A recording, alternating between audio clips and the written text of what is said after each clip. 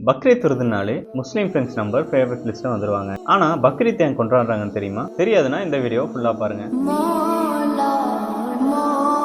நம்ம பக்ரீத்னு சொல்கிற ஈத் அல் அதா அப்படிங்கிறனால நபி இப்ராஹிம் அவர்களோட தியாகத்தை மதிக்கிற விதமாக மக்கள் கொண்டாடுறாங்க.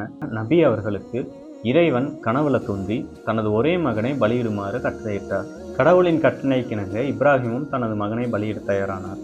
அப்போது வான தூதர்களை அனுப்பிய கடவுள் பலியிடுவதை தடுத்து ஒரு ஆட்டை கொடுத்து இப்ராஹிம் மகனுக்கு பதில் இந்த ஆட்டை பலியிடுமாறு கட்டளையிட்டார். இறைவனுக்காக தன் மகனையும் பலியிட துணிந்த தியாகத்தை நினைவுபடுத்துகிற விதமாக பக்ரீத் கொண்டாடுறாங்க. நல்ல ஆரோக்கியமான ஆட்டுக்குட்டியை தாங்களே வளர்த்தி அதை இறைவனுக்கு பலியிட்டு அதை 3 பங்காக பிரித்து ஒரு பங்கு ஏழைகளுக்கும் ஒரு பங்கு நண்பர்களுக்கும் ஒரு பங்கு தன் குடும்பத்திற்கும் கொடுத்து இந்த பண்டிகையை கொண்டாடுறாங்க.